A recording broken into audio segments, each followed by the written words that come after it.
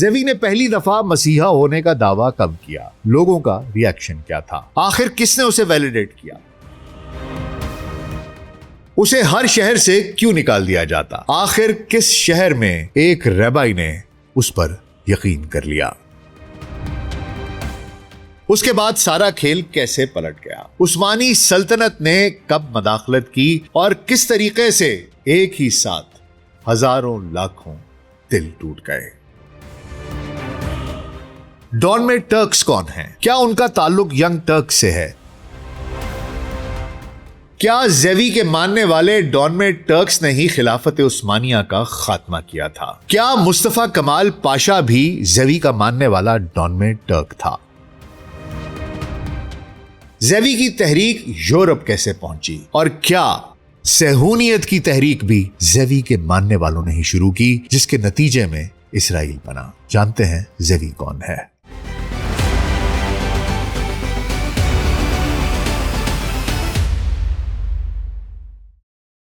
Global set podcast doctor Nasir Baig کے ساتھ آپ کی خدمت میں حاضر ہیں جی۔ السلام علیکم حضور، تصور کیجئے سال ہے 1492، اسپین کی گلیوں میں خوف، بے یقینی اور ماتم کی ایک عجیب فضا چھائی ہوئی ہے۔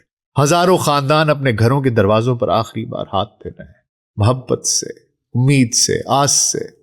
بوڑھے اپنی آبائی زمین کی مٹی کو بوسہ دے رہے ہیں، مائیں اپنے بچوں کو سینے سے لگائے رو رہی ہیں، اور بحیرہ روم کی طرف جانے والی سڑکوں پر انسانوں کا ایک نہ ختم ہونے والا قافلہ چل پڑا ہے۔ یہ کوئی عام ہجرت نہیں تھی، یہ تھی ایک ایسی قوم کی جلا وطنی جو خود کو خدا کی منتخب قوم سمجھتی تھی، مگر اب جو اپنی ہی زمینوں سے بے دخل کی جا رہی تھی۔ 1492 میں اسپین کے حکمران فرڈینینڈ اور اس کی ملکہ ایزابیلا نے ایک فرمان جاری کیا، جس کے تحت یہودیوں اور مسلمانوں کو یا تو عیسائیت قبول کرنا تھی یا پھر اسپین چھوڑنا تھا۔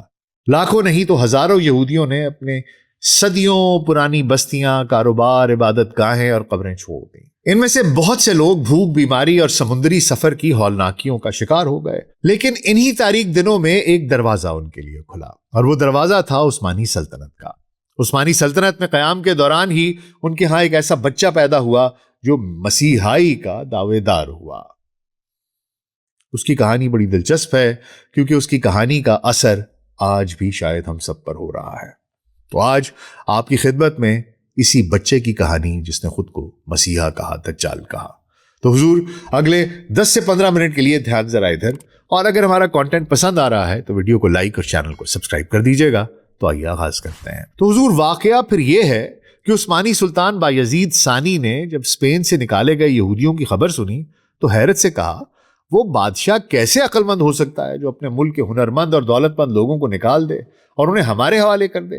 اور پھر بحیرہ روم کے مختلف ساحلوں پر عثمانی جہازوں نے ان جلا وطن خاندانوں کو پناہ دینی شروع کر دی۔ یہودیوں کے یہ قافلے استنبول، سلونیکا، ازمیر، دمشق اور یروشلم پہنچے۔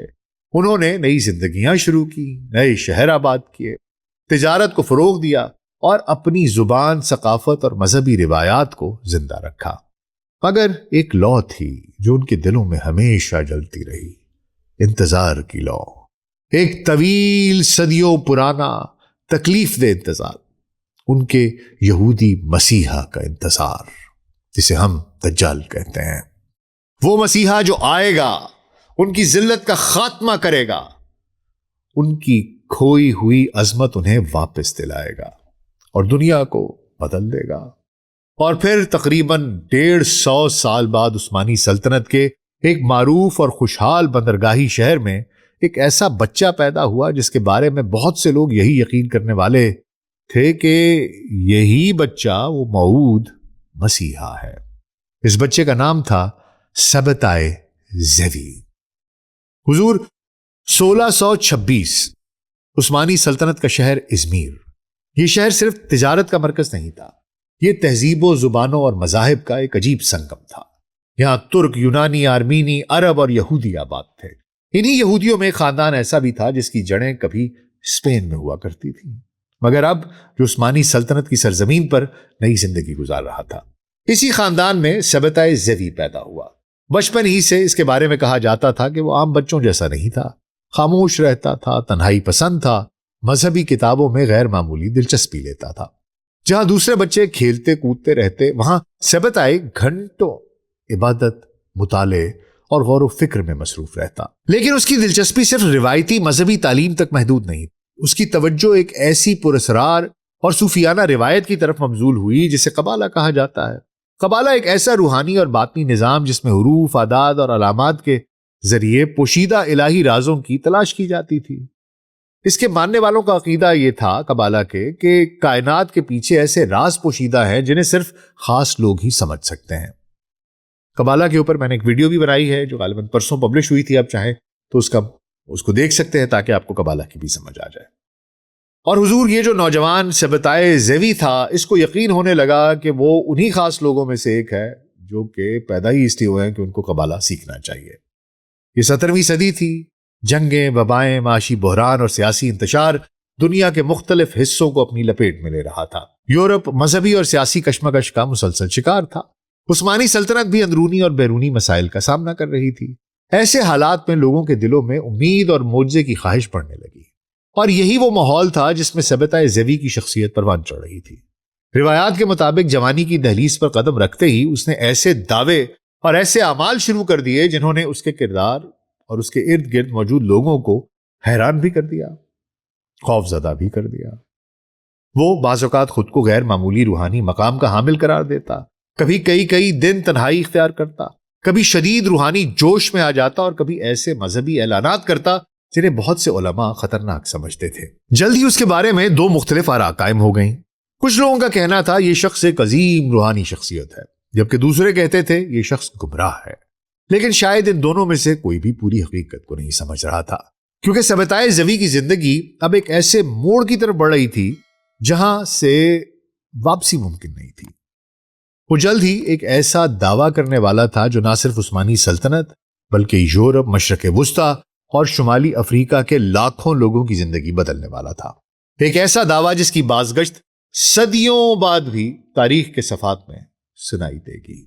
مگر سوال یہ ہے، کیا سبتائے زیوی واقعی ایک مسیحا تھا، یا محض ایک ذہنی ہیجان کا، بحران کا شکار شخص، یا واقعی ایک غیر معمولی مذہبی رہنما، یا پھر تاریخ کے سب سے حیران کن فریبیوں میں سے ایک؟ یہ جاننے کے لیے ہمیں تاریخ کے اس دور کو بغور دیکھنا ہوگا جہاں ایک نوجوان یہودی عالم پوری دنیا کو یہ یقین دلانے والا ہے کہ موعود مسیحا آ چکا، یہودیوں کا مسیحا آ چکا۔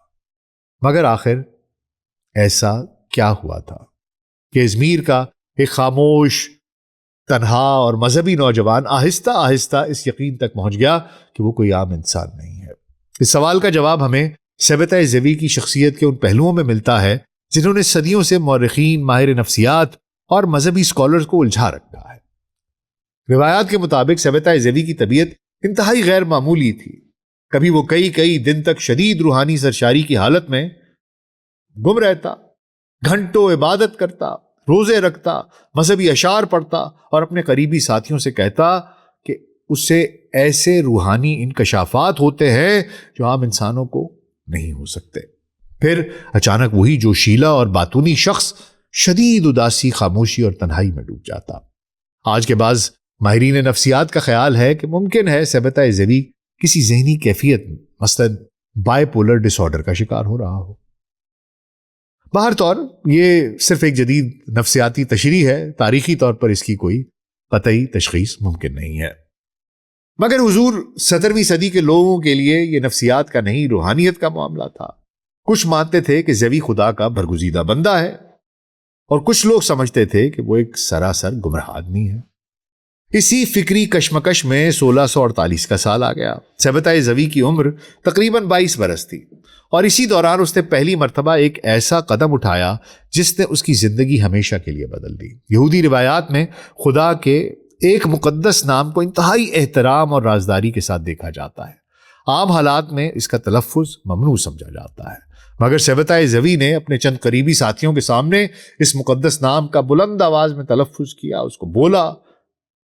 یہ محض ایک مذہبی خلاف ورزی نہیں تھی، یہ دراصل ایک اعلان تھا، ایک خاموش مگر انتہائی خطرناک اعلان۔ گویا وہ یہ کہہ رہا ہو، میں وہ ہوں جسے یہ اختیار حاصل ہے۔ یہ خبر جنگل کی آگ کی طرح پھیل گئی۔ ازمیر کے یہودی علماء اور مذہبی رہنماؤں میں شدید اضطراب پیدا ہو گیا. کچھ لوگ اس کے شہر میں گرفتار ہونے لگے، لیکن اکثریت نے اسے خطرناک قرار دیا. آخرکار سبتۂ زوی کو ازمیر چھوڑنے پر مجبور کر دیا گیا، اور یوں شروع ہوا ایک ایسا سفر جو اسے عثمانی سلطنت کے ایک شہر سے دوسرے شہر تک لے گیا. وہ ازمیر سے نکلا، استنبول پہنچا، پھر سلونیکا، پھر یونان کے مختلف علاقوں میں. ہر جگہ تقریباً ایک ہی منظر دہرایا جاتا. شروع میں لوگ اس کے علم، شخصیت اور روحانی انداز سے متاثر ہوتے، پھر کچھ لوگ اس پر ایمان لے آتے، اور آخر میں مقامی مذہبی قیادت اسے شہر سے نکل جانے پر مجبور کر دیتی. لیکن ایک عجیب بات تھی، ہر جلا وطنی کے بعد سبتۂ زوی کا یقین کم نہیں ہوتا تھا بلکہ اور بڑھ جاتا تھا. شاید اسے یقین ہونے لگا تھا کہ تمام عظیم پیغمبروں اور مصلحوں کی طرح اسے بھی آزمائشوں سے گزارا جا رہا ہے. سن 1650 کی دہائی میں سبتۂ زوی نے مشرق وسطیٰ کا رخ کر لیا. وہ قاہرہ پہنچا. اس زمانے کا قاہرہ عثمانی سلطنت کے امیر ترین شہروں میں سے ایک تھا. یہاں اسے نہ صرف دولت مند سرپرست ملے بلکہ ایسے افراد بھی ملے جو اس کی شخصیت میں کچھ غیر معمولی دیکھنے لگے تھے. لیکن ابھی تک ایک مسئلہ موجود تھا. سبتۂ زوی کے پاس دعویٰ تو تھا، مگر کوئی ایسا شخص، کوئی ایسا ساتھی، کوئی ایسا پیروکار نہیں تھا جو دنیا کو یقین دلا سکے کہ وہ واقعی مسیحا ہے.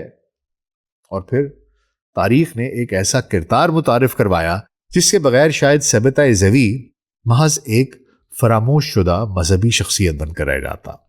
وہ شخص تھا نیتھن آف غزہ. بعض تاریخ دان بجا طور پر کہتے ہیں سبتۂ زوی نے تحریک کو جنم دیا، مگر نیتھن آف غزہ نے اسے ایک عالمی مذہبی انقلاب بنا دیا. 1665 کا سال، غزہ کا شہر. وہاں نیتھن نامی ایک نوجوان عالم، صوفی مزاج مفکر اور قبالہ کا ماہر. وہ خود بھی روحانی تجربات اور مکاشفات کا دعویٰ کرتا تھا. وہ جب سبتۂ زوی سے ملا تو شاید دونوں میں سے کوئی بھی نہیں جانتا تھا کہ یہ ملاقات تاریخ کا رخ بدلنے والی ہے. روایات کے مطابق نیتھن نے سبتۂ زوی سے پھر طویل ملاقاتیں کی. ایک سلسلہ چلا. نیتھن نے زوی کی شخصیت، اس کے روحانی دعووں اور اس کی نفسیاتی کیفیات کا مشاہدہ کیا، اور پھر اس نے ایک ایسا اعلان کیا جس نے پوری یہودی دنیا کو ہلا کر رکھ دیا. نیتھن نے اعلان کیا، میں نے روحانی مکاشفے میں دیکھا ہے کہ سبتۂ زوی ہی اسرائیل کا موعود مسیحا ہے، یعنی مسیح الدجال ہے. یہ صرف ایک مذہبی فتویٰ نہیں تھا، یہ ایک دھماکہ تھا. ایک ایسا دھماکہ جس کی گونج چند ہفتوں میں فلسطین سے مصر، مصر سے عثمانی سلطنت اور عثمانی سلطنت سے پورے یورپ تک پہنچنے والی تھی. اچانک وہ شخص جسے کئی شہروں سے نکالا جا چکا تھا، اب خدا کے آخری نجات دہندہ کے طور پر، یہودیوں کے بقول ایک آخری نجات دہندہ کے طور پر پیش کیا جا رہا تھا. اور حیرت انگیز بات یہ تھی کہ اب لوگ اس پر یقین کرنے لگے تھے. سینکڑوں لوگ، پھر ہزاروں، اور پھر لاکھوں. اور شاید خود سبتۂ زوی بھی اب پوری طرح یقین کر چکا تھا کہ وہ واقعی وہی شخص ہے جس کا انتظار صدیوں سے کیا جا رہا تھا. لیکن اسے معلوم نہیں تھا کہ شہرت کی یہ بلندی اسے بہت جلد تاریخ کی سب سے بڑی ذلتوں میں سے ایک کی طرف لے جانے والی ہے، کیونکہ اب عثمانی سلطنت بھی جاگ چکی تھی. حضور، آج جب ہم 17ویں صدی کے انسان کو دیکھتے ہیں تو شاید یہ سمجھنا مشکل ہو کہ آخر لاکھوں لوگ ایک شخص کو اتنی آسانی سے مسیحا کیسے مان سکتے ہیں. لیکن ہمیں یاد رکھنا چاہیے کہ یہ ایک انتہائی بے چینی، جنگوں، وباؤں اور مذہبی اضطراب کا زمانہ تھا. یورپ مسلسل جنگوں سے زخمی تھا. یہودی برادریاں صدیوں کی جلا وطنی، ظلم اور غیر یقینی مستقبل کا بوجھ اٹھائے ہوئے تھے. اور سب سے بڑھ کر بہت سے یہودی علماء اور صوفیان ہیں، ان کے جو مفکرین ہیں، وہ یہ یقین کرنے لگے تھے کہ شاید نجات کا وقت قریب آ چکا ہے. اب اس سے زیادہ اور کیا ہی ذلت دیکھیں گے. اس ماحول میں نیتھن آف غزہ کا اعلان محض ایک خبر نہیں تھا، یہ امید کا ایک دھماکہ تھا. چند ہی ہفتوں میں خطوط، پیغامات اور افواہیں پورے عثمانی عالم میں پھیلنے لگی. استنبول، دمشق، قاہرہ، سلونیکا، وینس، ایمسٹرڈیم، پولینڈ، جرمنی، شمالی افریقہ، ہر جگہ ایک ہی سوال پوچھا جا رہا تھا، کیا واقعی مسیحا آ چکا ہے؟ اور حیرت انگیز طور پر جواب اکثر ہاں میں مل رہا تھا. حضور ہزاروں لوگوں نے اپنے کاروبار چھوڑ دیے، بعض نے اپنی جائیدادیں فروخت کر دیں، کچھ نے نئے کپڑے تیار کروائے، کیونکہ انہیں یقین تھا کہ وہ جلد ہی نجات اور عظمت کے ایک نئے دور میں داخل ہونے والے ہیں۔ کئی علاقوں میں لوگ اپنے بچوں کو یہ بتانے لگے کہ وہ شاید آخری نسل ہیں جو اس دنیا کو اس شکل میں دیکھ رہی ہے۔ ایک عجیب سا جوش، ایک اجتماعی ہیجان پورے یہودی عالم پر طاری ہو گیا تھا، اور اس ہیجان کے مرکز میں صرف ایک شخص تھا، سبتائے زیوی۔ مگر اس سارے واقعے کا سب سے حیران کن پہلو شاید خود سبتائے زیوی کا رویہ تھا۔ ابتدا میں اس نے محتاط انداز اختیار کیا، لیکن جیسے جیسے لوگوں کا جوش بڑھتا گیا ویسے ویسے اس کا اعتماد بھی بڑھنے لگا۔ اب وہ صرف اشارے نہیں دے رہا تھا، اب وہ کھلے عام ایسے اقدامات کرنے لگا جنہیں بہت سے علماء ناقابل قبول سمجھتے تھے۔ اس نے بعض مذہبی روایات کو بدلنے کی کوشش کی، بعض مواقع پر اس نے روایتی عبادت میں تبدیلیاں تجویز کی، اور بعض روایات کے مطابق اس نے یہ دعویٰ کرنا شروع کر دیا کہ ایک نیا روحانی دور شروع ہو چکا ہے جس میں پرانے قوانین کی بعض تشریحات بدل سکتی ہیں۔ اس کے حامیوں کے لیے یہ سب کچھ اس بات کا ثبوت تھا کہ مسیحائی دور کا آغاز ہو چکا ہے، مگر اس کے مخالفین کے لیے یہ کھلی گمراہی تھی۔ تو حضور سال آ جاتا ہے 1666 کا، 1666۔ آپ سمجھ رہے ہیں 666 کیا ہوتا ہے؟ شیطان نمبر مانا جاتا ہے گوروں کے انگریزوں کے معاملات میں، وہ کہتے ہیں 666 is the devil's number۔ تو سال آ گیا 1666۔ اب یہ وہ سال تھا جس نے سبتائے زیوی کی تقدیر کا فیصلہ کرنا تھا۔ اس زمانے میں بعض قبائلی حسابات اور مذہبی پیشگوئیوں کی بنیاد پر بہت سے لوگ پہلے ہی 1666 کو ایک غیر معمولی سال سمجھ رہے تھے۔ جب یہ سال آیا تو سبتائے زیوی کے حامیوں کا جوش اپنے عروج پر پہنچ گیا۔ لوگ انتظار کر رہے تھے کسی معجزے کا، کسی انقلاب کا، کسی ایسی تبدیلی کا جو پوری دنیا کو بدل دے۔ اور اسی دوران سبتائے زیوی نے ایک ایسا فیصلہ کیا جو شاید اس کی زندگی کی سب سے بڑی غلطی ثابت ہوا۔ اس نے عثمانی سلطنت کے مرکز استنبول کی طرف سفر شروع کر دیا۔ یہ ایک غیر معمولی منظر تھا۔ ایک ایسا شخص جسے لاکھوں لوگ مسیحا سمجھ رہے تھے عثمانی سلطنت کے دارالحکومت کی طرف بڑھ رہا تھا۔ اس کے پیروکاروں میں سے بعض کو یقین تھا کہ وہ سلطان کو معزول کر دے گا، کچھ کا خیال تھا کہ معجزاتی طور پر سلطنت اس کے سامنے جھک جائے گی، اور کچھ تو یہاں تک یقین رکھتے تھے کہ قدرت خود اس کے لیے راستہ ہموار کر دے گی۔ لیکن عثمانی سلطنت کوئی چھوٹی یا کمزور ریاست نہیں تھی حضور، وہ دنیا کی طاقتور ترین سلطنتوں میں سے ایک تھی، اور اس کے حکمران افواہوں اور مذہبی انقلابات کو نظر انداز کرنے کے عادی نہیں تھے۔ جب سبتائے زیوی نے عثمانی حدود میں داخل ہوا تو حکام پہلے ہی اس کی سرگرمیوں سے آگاہ ہو چکے تھے۔ اسے گرفتار کر لیا گیا، اور پھر ایک عجیب صورتحال پیدا ہوئی حضور۔ حکومت نے فوری طور پر اسے قتل نہیں کیا بلکہ اسے قید میں رکھا، اور یہی فیصلہ غیر ارادی طور پر اس کی شہرت میں مزید اضافے کا باعث بن گیا، کیونکہ اس کے پیروکاروں نے فوراً ایک نئی تشریح پیش کر دی۔ انہوں نے کہا دیکھا یہی تو ہونا تھا، تمام عظیم نجات دہندہ جتنی بھی ہستیاں ایسی رہی ہیں وہ آزمائشوں سے گزرتی ہیں، چنانچہ بجائے اس کے کہ لوگ مایوس ہوتے ان کا ایمان مزید مضبوط ہو گیا۔ زیوی کی قید کے دوران ایک حیران کن منظر دیکھنے میں آیا۔ لوگ دور دور سے سبتائے زیوی کی زیارت کے لیے آنے لگے، اسے تحائف بھیجنے لگے، اس کے لیے دعائیں کی جانے لگیں۔ کئی لوگ تو اسے قید میں بھی کہتے تھے کہ جناب یہ تو قید میں بھی ایک بادشاہ ہے، اور اس کو اسی طرح دیکھنے لگے۔ مگر سلطنت عثمانیہ کے لیے اب یہ معاملہ صرف ایک مذہبی مسئلہ نہیں رہا تھا، ایک سیاسی مسئلہ بھی بنتا جا رہا تھا، کیونکہ لاکھوں لوگ کسی ایک شخص کو آسمانی نجات دہندہ ماننے لگیں تو یہ کسی بھی سلطنت کے لیے خطرناک ہو سکتا ہے۔ اور پھر حضور بالآخر وہ دن آ پہنچا جس نے سبتائے زیوی کو ہمیشہ کے لیے تاریخ کا ایک معمہ بنا دیا۔ اسے عثمانی حکام کے سامنے پیش کیا گیا، اور اس کے سامنے دو راستے رکھے گئے۔ اب سبتائے زیوی کو فیصلہ کرنا تھا، جس پر نہ صرف زیوی کی قسمت بلکہ اس کے لاکھوں پیروکاروں کی امیدوں کا انجام بھی سامنے آنے والا تھا۔ پھر سبتائے زیوی نے جو فیصلہ کیا اس نے پوری دنیا کو حیران کر دیا، خوف زدہ کر دیا، ششدر کر دیا، کیونکہ وہ شخص جسے لاکھوں لوگ مسیحائے موعود سمجھ رہے تھے چند ہی لمحوں بعد ایک نئی شناخت کے ساتھ دنیا کے سامنے آنے والا تھا، اور یہ شناخت اس کے پیروکاروں کے لیے ناقابل تصور تھی۔ تو حضور ستمبر 1666 عثمانی سلطنت کا دربار، ایک طرف دنیا کی طاقتور ترین سلطنتوں میں سے ایک کے نمائندے کھڑے تھے، اور دوسری طرف وہ شخص جسے یورپ، مشرق وسطیٰ اور شمالی افریقہ کے لاکھوں لوگ خدا کا نامزد کردہ نجات دہندہ سمجھنے لگے تھے۔ یہ لمحہ صرف ایک شخص کی قسمت کا فیصلہ نہیں کرنے والا تھا، یہ خواب، ایک عقیدے اور ایک عالمی مذہبی تحریک کی تقدیر کا فیصلہ کرنے والا تھا۔ اس ملاقات کی تفصیلات کے بارے میں مختلف روایات موجود ہیں۔ بعض روایات کے مطابق ثبتۂ زوی کے سامنے دو راستے رکھے گئے۔ پہلا، یا تو اپنے دعوے پر قائم رہو اور انجام بھگتو، دوسرا، یا اسلام قبول کر لو۔ مورخین اس بات پر متفق ہیں کہ جو بھی تفصیلات رہی ہوں، نتیجہ ایک ہی تھا، اور وہ نتیجہ حیران کن تھا۔ ثبتۂ زوی نے اسلام قبول کر لیا۔ وہ شخص جسے لاکھوں لوگ یہودیوں کا موعود مسیحا سمجھ رہے تھے، اب عثمانی سلطنت میں ایک مسلمان کی حیثیت سے زندہ رہنے پر آمادہ ہو چکا تھا۔ اسے ایک نیا نام دے دیا گیا، محمد آفندی۔ حضور، شاید تاریخ میں بہت کم لمحات ایسے ہوں گے جب اتنے زیادہ لوگوں کے خواب ایک ہی لمحے میں اس طرح چکنا چور ہوئے ہوں گے۔ جب یہ خبر پھیلی تو ابتدا میں بہت سے لوگوں نے اس پر یقین کرنے سے انکار کر دیا۔ انہوں نے کہا یہ ممکن ہی نہیں ہے۔ پھر انہوں نے کہا یہ ضرور کوئی افواہ ہوگی، اور پھر جب افواہ حقیقت ثابت ہو گئی تو انہوں نے ایک اور وضاحت تلاش کر لی۔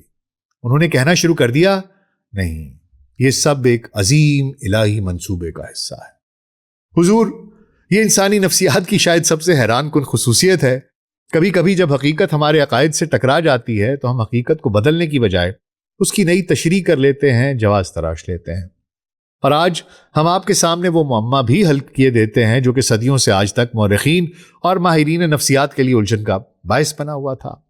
کوئی نہیں سمجھ پاتا کہ وہ ثبتۂ زوی کو کس طرح دیکھیں۔ وہ ثبتۂ زوی جو صبح کے وقت بہت باتونی اور شاید جوشیلا بھی ہوتا تھا، وہی زوی شام کے وقت گہری اداسی، خاموشی اور تنہائی میں کیوں ڈوب جاتا تھا؟ دراصل جب وہ خواب کی دنیا میں ہوتا تو اپنی عظیم کامیابیوں کو دیکھ رہا ہوتا، مگر جب وہ ذہین آدمی حقیقت کی دنیا کو سامنے رکھ کر اپنے انجام پر غور و فکر کرتا تو جان لیتا کہ اس کا دعویٰ بس ایک اس کی جان ہی لے کر جائے گا اور کچھ نہیں ہو سکتا۔ ریاست جب سختی کرنے پر آئے گی تو اسے بچانے کوئی عوامی یا غیبی طاقت کبھی نہیں آئے گی۔ اف، ایسے میں میرا کیا بنے گا؟ یہ سوچ اسے غمگین کر دیتی تھی کہ وہ اپنے دعوے کی خاطر مرنا تو کبھی نہیں چاہتا تھا۔ وہ تو بادشاہوں کا بادشاہ بن کر جینا چاہتا تھا، اور یہ ممکن نہ ہو تو بھی وہ ہر حال میں کم از کم جینا تو چاہتا ہی تھا، مرنا نہیں چاہتا تھا۔ اور یہ امر اس کے اس فیصلے نے ثابت کر دیا کہ اس نے بلا چون و چراں اسلام قبول کر لیا، اور بعد میں بھی اپنی شروع کردہ تحریک کے لیے خود کوئی خاص زور کبھی بھی نہیں لگایا۔ اس کو اپنی جان عزیز تھی۔ اچھا حضور، امید ہے کہ اب آپ سمجھ گئے ہوں گے کہ ریاست سے ٹکراؤ سے پہلے تک زوی کے پل میں تولا پل میں ماشا ہو جانے کی اس کے پیچھے حقیقت کیا تھی، جس کا واضح ثبوت یہی ہے کہ ریاست کے آہنی ہاتھ دیکھنے کے بعد وہ عمر بھر پھر ماشا ہی بنا رہا، تولا کبھی نہیں آیا، پھر اس کے جوش کو ابال کبھی نہیں آیا۔ بہرحال ثبتۂ زوی کے قبول اسلام کے بعد واقعہ یہ ہوا کہ اس کے بہت سے پیروکار اسے چھوڑ گئے، وہ ٹوٹ گئے، مایوس ہو گئے۔ بعض نے ساری زندگی اس موضوع پر بات کرنا چھوڑ دی، لیکن سب نے اسے نہیں چھوڑا۔ دراصل زوی کے اسلام قبول کرتے ہی نیتھن نے ایک نیا نظریہ پیش کر دیا، جس نے ایک نیا گروہ قائم کیا۔ وہ چھوٹا مگر انتہائی پرجوش گروہ اب بھی ثبتۂ کے مسیحا ہونے پر ایمان رکھتا تھا۔ اس کا کہنا تھا کہ ثبتۂ زوی نے اسلام قبول نہیں کیا، بلکہ وہ اسلام کے اندر داخل ہو کر ایک پوشیدہ روحانی مشن مکمل کر رہا ہے۔ یہ چالاک نیتھن کا پیش کردہ ایک ایسا نظریہ تھا جس نے بعد میں ایک نئی اور پراسرار برادری کو جنم دیا، اور اس برادری کا نام تھا ڈونمے۔ ڈونمے کے افراد ظاہری طور پر مسلمان تھے، وہ اسلامی نام رکھتے تھے، مساجد میں جاتے تھے، عثمانی معاشرے کا حصہ تھے، لیکن ان کے اندرونی مذہبی عقائد میں ثبتۂ زوی کی شخصیت مرکزی حیثیت رکھتی تھی۔ وہ اسے اب بھی ایک غیر معمولی بلکہ بعض اوقات مسیحائی شخصیت سمجھتے تھے۔ یہ برادری صدیوں تک خفیہ طور پر موجود رہی، اور یہی وجہ ہے کہ بعد کی صدیوں میں ان کے بارے میں بے شمار افسانے، سازشی نظریات اور سیاسی کہانیاں وجود میں آئیں۔ اچھا حضور، یہ جو ڈونمے ہیں ان کے بارے میں بہت سی کنسپریسی تھیریز ہیں، اس کو تھوڑا ذرا تفصیل سے دیکھ لیتے ہیں۔ ڈونمے کا فلسفہ کیا تھا؟ دیکھیں، جس طریقے سے ثبتۂ زوی نے بظاہر اسلام قبول کر لیا، جو نیتھن آف غزہ نے بھی ایک کانسیپٹ بنایا، اسی کانسیپٹ اور فلسفے کو فالو کرتے ہوئے 300 خاندان تھے، انہوں نے بھی بظاہر اسلام قبول کر لیا۔ ترکی زبان میں ڈونمے کا مطلب ہوتا ہے بدل جانے والا، مڑنے والا، کانورٹ۔ تو یہ لوگ بظاہری طور پر پکے مسلمان تھے، مسجدوں میں نماز پڑھتے تھے، حج کرتے تھے، لیکن خفیہ طور پر یہودی تصوف، قبالہ اور سبتائی کے عقائد پر کاربند تھے۔ اور یہ فرقہ حضور بنیادی طور پر سیلونیکا، جو کہ موجودہ یونان میں ہے، وہاں پر پروان چڑھا، اور پھر 1923 میں، یہ اب آج کل یونان کا حصہ، اس زمانے میں سلطنت عثمانیہ میں ہوتا تھا، اور 1923 میں یونان اور ترکی کے درمیان آبادی کا جب تبادلہ ہوا تو سیلونیکا کے یہ جو ڈونمیز تھے یہ مسلمانوں کی حیثیت سے استنبول منتقل ہو گئے۔ تاریخی طور پر پھر یہ استنبول میں موجود رہے، لیکن وقت کے ساتھ ساتھ خاص طور پر پچھلی چند دہائیوں میں جو نئی نسل ہے وہ جدید لبرل ترکی معاشرے میں ضم ہو چکی، اور اب ان کی کوئی بظاہر بڑی خفیہ تنظیم دکھائی نہیں دیتی۔ ہو سکتا ہے کہ پس پردہ ابھی بھی کچھ ہو، لیکن حضور ایک چیز بڑی ضروری ہے یہاں بتانا کہ ڈونمے اور ینگ ٹرکس تحریک کا آپس میں کیا تعلق ہے۔ یہاں پر تاریخ اور سیاسی نظریات کا ایک گڑبڑ ہونا شروع ہو جاتی ہیں، ملاپ ہونا شروع ہو جاتا ہے۔ تاریخی حقیقت یہ ہے کہ 20ویں صدی کے آغاز میں سلطنت عثمانیہ کو بچانے اور سلطان عبد الحمید ثانی کی خلافت کو ختم کرنے کے لیے ینگ ٹرکس یا اتحاد و ترقی کمیٹی CUP نامی تحریک اٹھی۔ اس تحریک کا گڑھ سیلونیکا شہر ہی تھا۔ چونکہ سیلونیکا میں ڈونمے برادری تجارت، تعلیم اور سیاست میں بہت آگے تھی، اس لیے اسی برادری کے کئی اہم افراد اس تحریک میں شامل ہو گئے، جیسے جاوید بے جو عثمانی وزیر خزانہ بنے۔ اور پھر ینگ ٹرکس کے دباؤ پر ہی 1909 میں سلطان عبد الحمید ثانی کو معزول کیا گیا، اور بعد میں مصطفیٰ کمال اتاترک کی قیادت میں خلافت کا خاتمہ ہوا۔ اچھا، اتاترک کا تعلق بھی سیلونیکا سے تھا، اسی وجہ سے اس پر بھی اس شک کا اظہار کیا جاتا ہے کہ وہ بھی خفیہ طور پر ڈون میں تھا، کیونکہ اس کا کوئی تاریخی ثبوت نہیں ملتا، لیکن کنسپریسی تھیریز یہ کہتی ہیں۔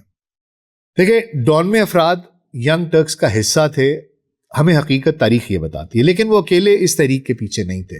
اس تحریک میں سیکولر ترک قوم پرست بھی تھے، البانوی بھی تھے، عرب اور عام عثمانی فوجی افسران بھی شامل تھے، جو سلطنت کو وہ سمجھتے تھے کہ بس اب اگر ہم اس میں آئینی اور جدید ریاست اس کو نہیں بنائیں گے تو پھر ہم تباہ ہو جائیں گے۔ اچھا حضور، یہاں بہت ایک سوال اور بھی اٹھتا ہے، وہ یہ ہے کہ کیا ڈون میں ترکی مشرقی یورپ گئے اور انہوں نے صہیونیت کی بنیاد رکھی؟ تاریخی اور علمی اعتبار سے یہ دعویٰ درست ثابت نہیں ہوتا، بلکہ یہاں دو الگ الگ یہودی تحریکوں کو آپس میں ملایا جا رہا ہوتا ہے۔ اچھا حضور، یہ کڑیاں کیسے جوڑتی ہیں ان کو دیکھ لیتے ہیں۔ دیکھیں، 17ویں صدی میں سبتائے زیوی کی تحریک صرف ترکی تک محدود نہیں تھی، اس کے اثرات مشرقی یورپ، پولینڈ، یوکرین کے روایتی یہودیوں پر بھی پڑے۔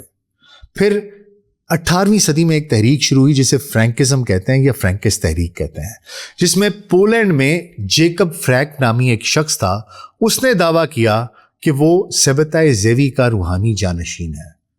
اس نے کہا کہ جی میں اس کا جانشین ہوں، اور اس کے پیروکاروں نے بعد میں بظاہر عیسائیت قبول کر لی، لیکن وہ خفیہ طور پر اپنے عقائد پر قائم رہے۔ یہ پوری کڑی تھی، لیکن یہ لوگ ترکی کے ڈون میں نہیں تھے، بلکہ یہ یورپی سبتائی الٹیمیٹ تھے۔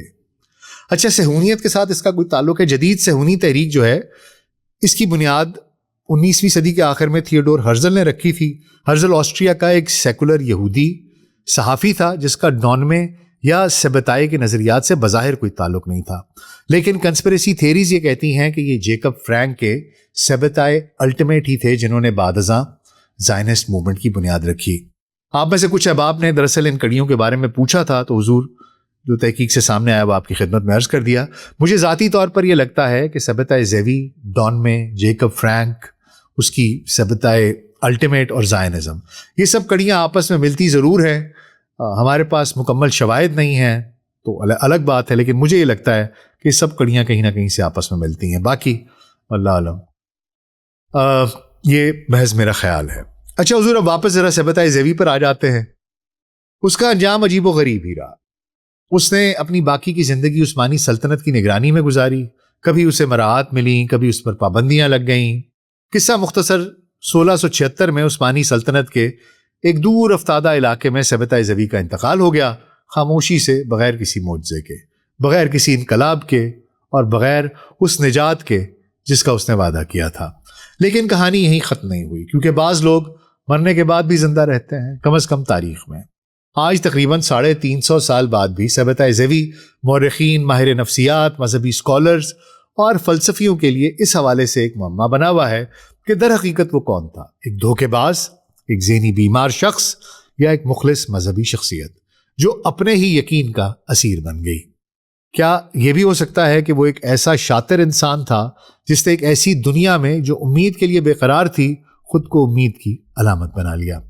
بات کچھ بھی ہو، مگر شاید اس پوری کہانی کا سب سے اہم سبق ثابتہ زیوی کے بارے میں نہیں ہے، بلکہ انسان کے بارے میں ہے، انسان کی امید کے بارے میں، اس کی مایوسی کے بارے میں، اور اس کی اس دائمی خواہش کے بارے میں کہ کہیں نہ کہیں، کبھی نہ کبھی، کوئی نہ کوئی نجات دہندہ ضرور آئے گا۔